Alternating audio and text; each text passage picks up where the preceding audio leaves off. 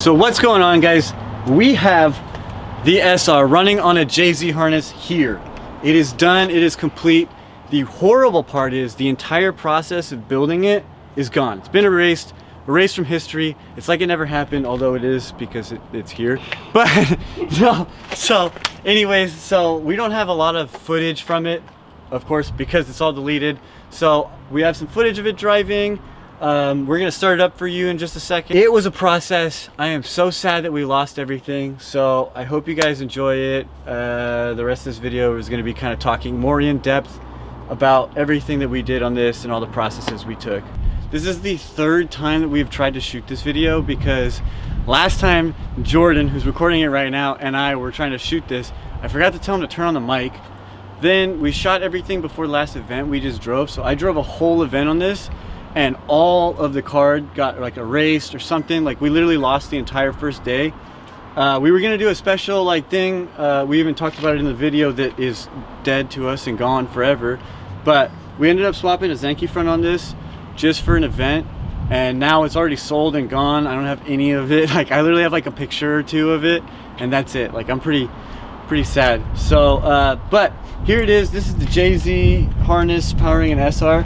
So it's got like a bunch of little sub harnesses. So like for the TPS, we actually run a sub harness through a Deutsch connector, where it's completely modular to another TPS. This harness will also be able to run a RB and like a CA. So this is able to do like 3 different Nissan motors and like 2 different Toyota motors, because it can run a 2J and a 1J. So it's pretty tight how we got it to work. But one thing that is like necessary for these to work, or this whole idea to work, is you have to run a standalone ECU. You can't run a stock like 2J ECU. There's no way that ECU would be able to control this.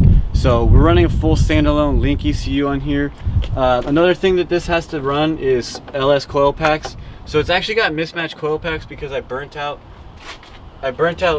these 2 coil packs and had to borrow Jake's just to get this car running. But so it's wired up to do pretty much any 6-cylinder. Technically, I could make it do any 6-cylinder, 4-cylinder, whatever, just as long as they use a similar style injector plug, which we could make it to do other ones. But just to show you that this is a JZ harness, here are the 2 additional coil packs. Here's coil pack 5 and coil pack 6. Here is the cam, and then on this side it's the crank sensor. And so what we ended up doing on the SR20 and the RB25 and all of those, they run a CAS, so a cam angle sensor. So all we had to do for this, to get this to run, take the hookups for the cam and crank sensor and run them into a separated harness so that it's able to go and be swapped out. So yeah, so on the JZ, I'm gonna end up running Hall sensors. So I needed to run a power wire up to each of those sensors anyways. So my idea originally was to create this kind of sub harness that just did the cam and crank. But now I have like all of everything ready for when I go and put a 2J back, or a JZ back in here. I'll actually be ready to go and run the Hall sensors. It's pretty simple how it was done, and it's actually not as difficult as you think. It's just small sub harnesses. There's like a sub harness for the NOx sensor. There's a sub harness for TPS and coolant temp sensor. The one that goes up for the gauge cluster is the same, so I didn't have to change that. Enough of me talking, let's start it up.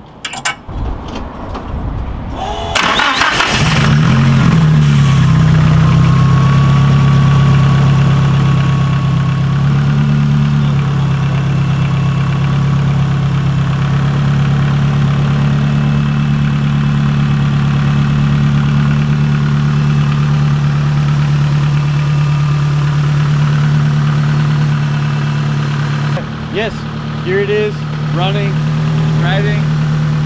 Yeah, we ended up ditching the clutch fan and going for 2 E-fans. These are the same E-fans that I run on my JZ. And when I was driving here, I'll turn it back off. So we ended up ditching the we ended up ditching the clutch fan and going for a E-fan setup on this, just because I was running E-fans before on the JZ. These fans do like almost 3,000 CFM, so it's able to keep a JZ cool for like several laps. So on this SR, I was able to do like 4 laps, hot lapping at Spokane with it. So, I mean, we kind of like whipped up a quick tune. We took one of David's maps and adjusted it because this is like a totally different setup, but similar enough to where it was gonna work. So we're gonna put in some clips right now of doing a few laps with this car at Spokane, and we'll do a quick conversation about some of the flaws of an SR in comparison to a JZ and the way that I have this set up.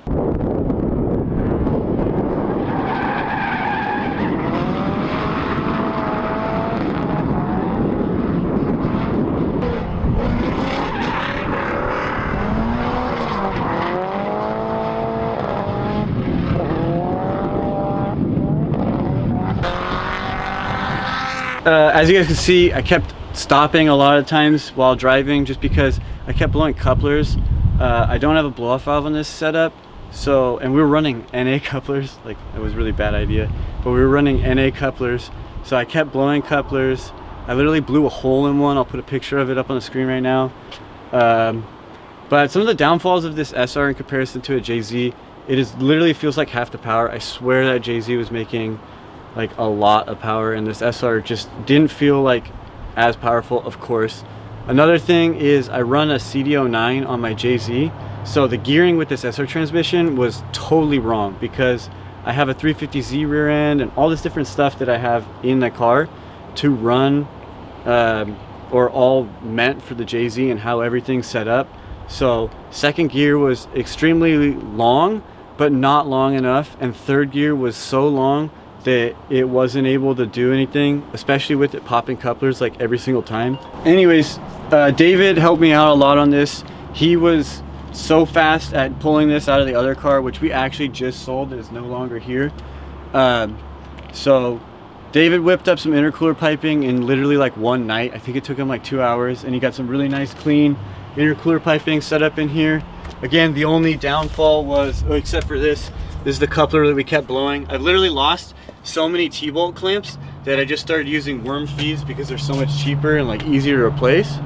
So, and we're using the same wastegate lines from mine, so they're like extra long and like kind of obnoxious, and like I left like the heat wrap in certain sections where it passes by the exhaust. So it's complicated that I did this. I definitely will never do this again. I definitely don't ever want to run an SR again. I'm not the biggest SR fanboy as I used to be. I've went through so many of these motors and I'm just kind of tired of it. But one of the big advantages of running the SR this way is I was able to run it on my standalone ECU instead of using like a ROM flash ECU or something crazy like that. It was literally like as simple as it could be to set up. It was super easy. I had all of the engine protection of like a standalone system, and like I don't regret doing this because it was definitely something fun to do. But I don't suggest anyone doing this. There's a reason no one else has done this before, is because this is pointless. Because why do you have to have multiple motors? Why don't you just keep with the same motor set? And yeah, so I ran into so many issues just because everything was built out for a JZ before, that now it was like everything was just wrong. Everything was just off in the car, and it didn't. If the only thing that felt good was the steering, because my power steering pump's dead in the JZ, and this is so much lighter. What we're going to be doing is we're actually going to be putting a JZ back in here. We're taking this SR out. We're posting it up for sale. It made a whole event. It's got good compression still, and I don't want it anymore. I'm tired of it. Too much work. Too much of a hassle. So we're going back to JZ in this.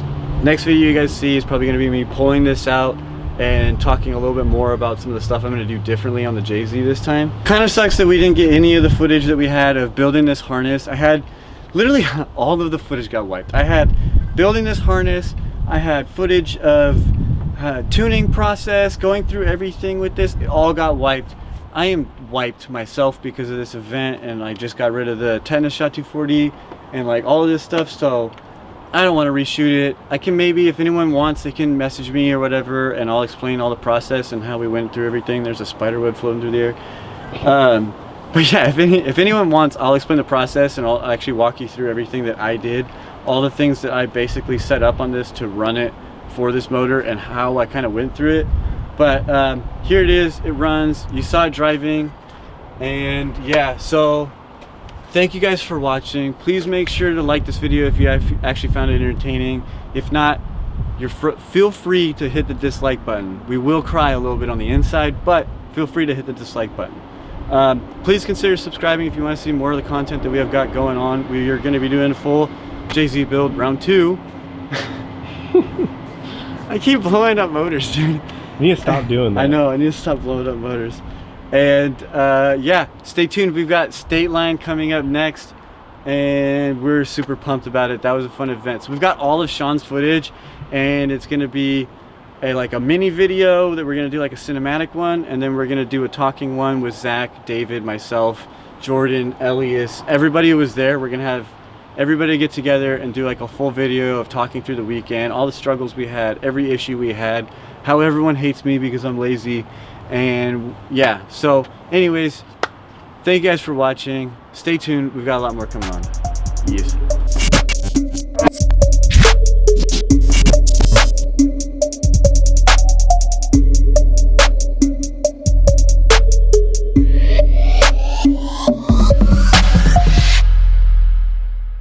Okay, so I just got some waters. No, I'm just kidding. We just got some Boss coffee, and we hella wanted to try this out. I've never tried it. Jordan, you've had this before? Yeah, this is probably one of my favorite coffees. I just haven't had it in probably like 4 or 5 years. So I'm excited to try this. We got this, like, it's like Boss USA or whatever, so it's not like the actual Japanese one, so there's like no Japanese writing on it. So we're gonna try this real fast. This is like the first time ever trying this. My first time, his not first time. But yeah. Woo! That crackle. All right, cheers. That's pretty good. That's honestly pretty good. Hell yeah. That was first time. Jake's literally got a shift knob of this, and he's never tried it before. That's embarrassing. So, but I have a 12 pack of these, so Jake, you get to try one. All right. Lit.